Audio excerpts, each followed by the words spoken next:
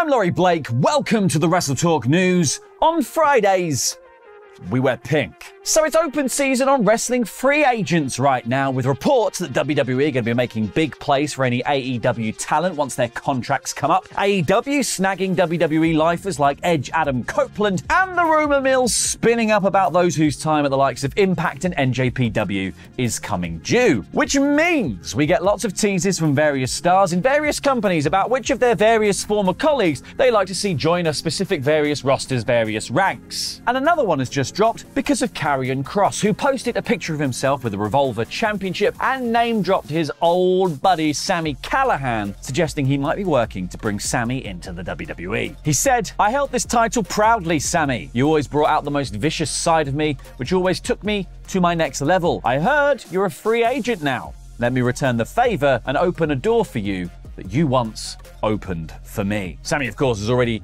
been through that door once, if the door we're talking about is the WWE door, having a stint in NXT as Solomon Crow before leaving to have great success in companies like Impact, Lucha Underground, Revolver, and the general independent circuit. And he's not the only one who may be eyeing the revolving door to WWE's locker room, because there's someone else who has taken a few spins recently, Eric Young. Now, Young was brought back to WWE in 2022 by Triple H after Vince's initial retirement, but requested his release when the Endeavor deal was announced, citing the fact that he didn't want to work with Vince McMahon on creative as a reason, because Vince used the Endeavor deal to seemingly muscle his way back in. However, as we found out earlier this week, the Endeavor deal has actually limited Vince's creative responsibilities in the company, thanks to Ari Emanuel, who said, no.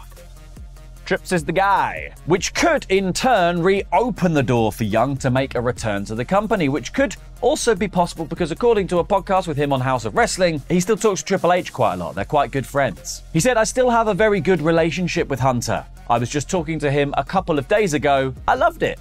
The truth is, I never wanted to leave NXT. I knew that the main roster was the destination and that's where you made money, and that was kind of the end goal for most people. But the truth was, deep in my heart, I never wanted to leave in the first place. So yeah, I absolutely loved NXT. The main roster was not the same experience. It was a very poor experience. Probably my least favourite out of my 30 plus years in wrestling. That's where the money is.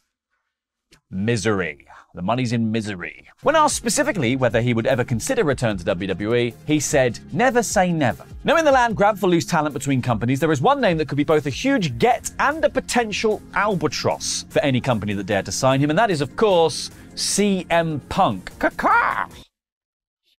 It's an albatross. Punk's next move after having his AEW contract terminated with cause has been much talked about, with speculation that WWE would maybe be welcoming back the voice of the voiceless at some point in the future. But also tossing their hat into the ring, according to wrestle purists, was Impact, who reached out to CM Punk and threw the offer out there. But as you would imagine, most of the focus right now is on whether Punk would actually return to WWE. And recently, fans have begun to notice a number of teases on TV that go, beyond just the fact that Survivor Series is emanating from Chicago. Teases like Shinsuke Nakamura suddenly adding the go to sleep to his arsenal for his match against Ricochet, and like USA Network deciding to draw attention to that specific move by posting it to Instagram with the caption, "Best in the world." WWE have noted that any perceived references to Punk are merely coincidences. Any similarities between people living and dead to us are merely coincidental. Right, before we crack on with the rest of the news, it's time for a little pluggy plugs, because we're back at the Long Arm Pub and Brewery in Shoreditch for our WWE Crown Jewel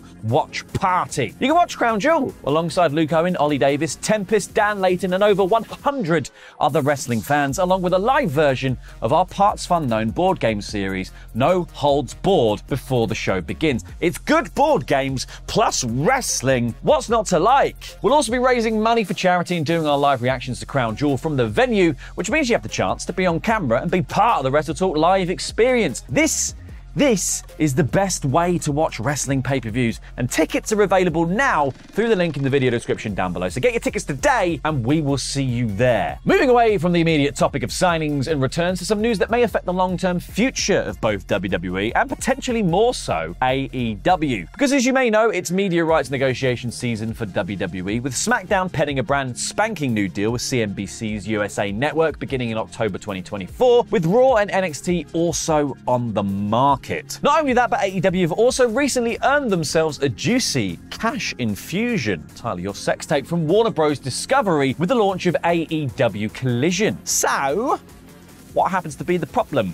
Well, as noted by Dave Meltzer on Wrestling Observer Radio, one major player in the sports broadcasting world, Showtime, has announced that they are dropping MMA, boxing, and all other sports. While this may not seem to matter much right now for either company, the absence of Showtime, of course, means one less major option for either company going forward, which, as Dave Meltzer explains, could spell danger, particularly for AEW, if anything were to happen between themselves and Warner Bros. Discovery in the future. Not getting them cash infusions on the regular. Dave said, the big picture story is huge because what's happening and is going to happen is there's only a finite number of stations that carry sports. And if something was to happen with Warner Bros. Discovery, in theory, they, Showtime, probably could have been a place to go. But they're not going to be because Showtime's out of the sports business. Meltzer revealed that when AEW first started, Showtime was in fact the other major player at the table with interest in broadcasting the company's product alongside TNT,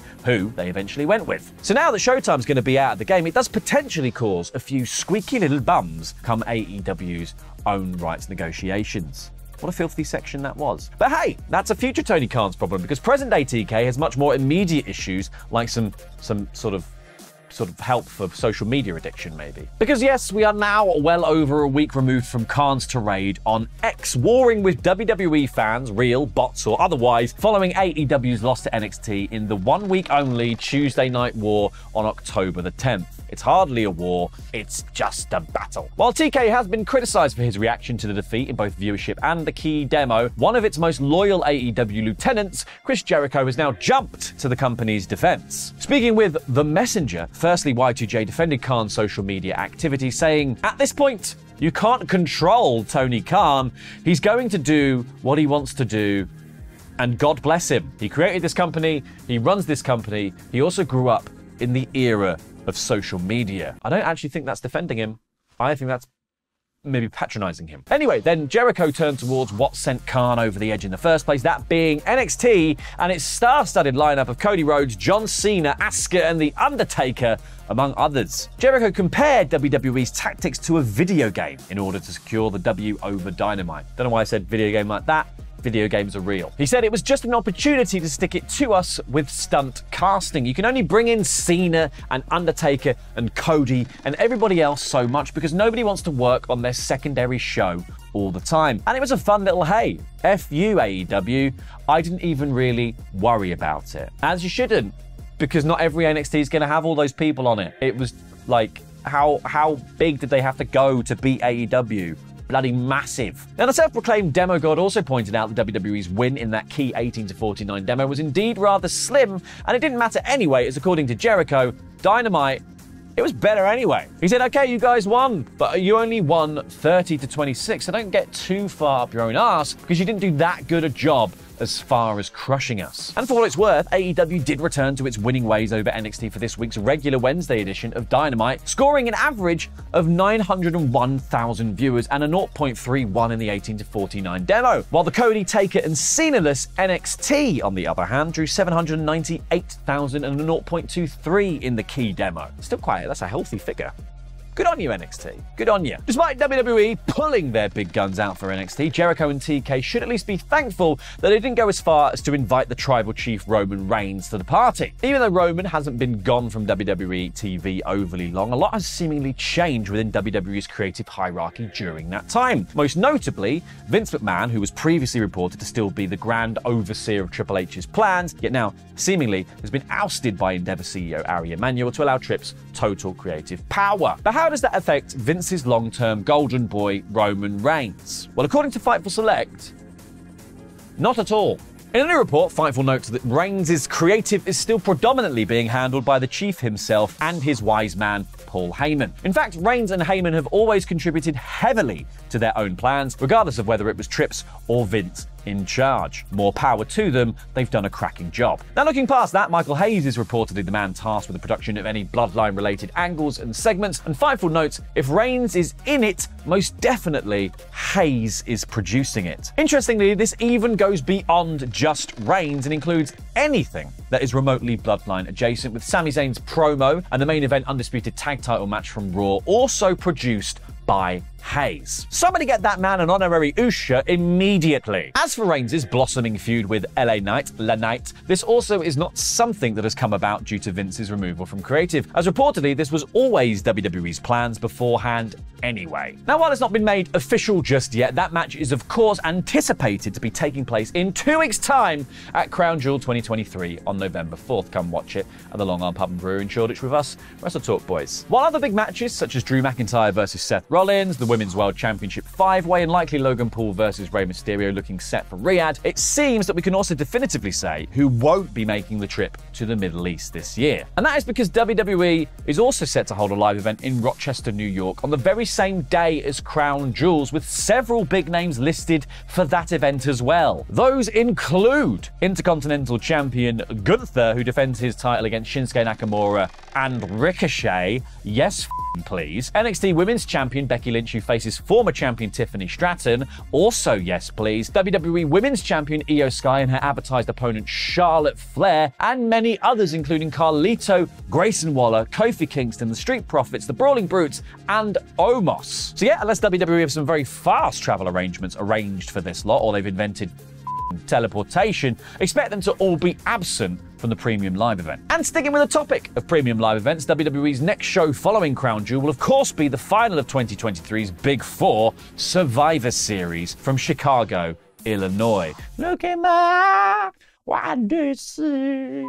While the show may or may not hinge on at least one major surprise return from the likes of Randy Orton, or dare I say it, CM Punk, it does at least seem that WWE are planning a big change for the show. Because according to a report from House of Wrestling, WWE sources have revealed that Survivor Series is set for a drastic shift from the big Titantrons and/or long entrance ramps of typical WWE events. Instead, they're looking to adopt what is described as a very old-school Madison Square Garden style, with a small ramp and a small Tron just above the ramp, if any at all. Now, while it's nice WWE are striking those nostalgia chords, this change is reportedly due to WWE just being so darn successful. Because WWE's complete sellout of all tickets available for Survivor Series led to the change of setup for the All-State Arena, with 2,784 extra seats now available for a total of 15,342 for the event, according to WrestleTalk, which means smaller stage, more seats. The setup for Survivor Series also looks set to be applied to the night prior's SmackDown, as the same new seating is available for that show too, according to Ticketmaster. It's a big money weekend for WWE. Now, demand for tickets is said to be so high that WWE are also not offering comps to talent or staff who are working the event. Bloomin' heck. I guess CM Punk is definitively a draw after all, I guess. Even when he's not going to be there. Maybe. Happy weekend, guys. Happy weekend. Go watch this video over there. Have a nice Friday. See you later. Goodbye. Watch that video, whatever it is. I didn't read the thing on the script, so just watch it. All right? Okay, we cool? We cool? We cool. We are cool. We're cool. You get me?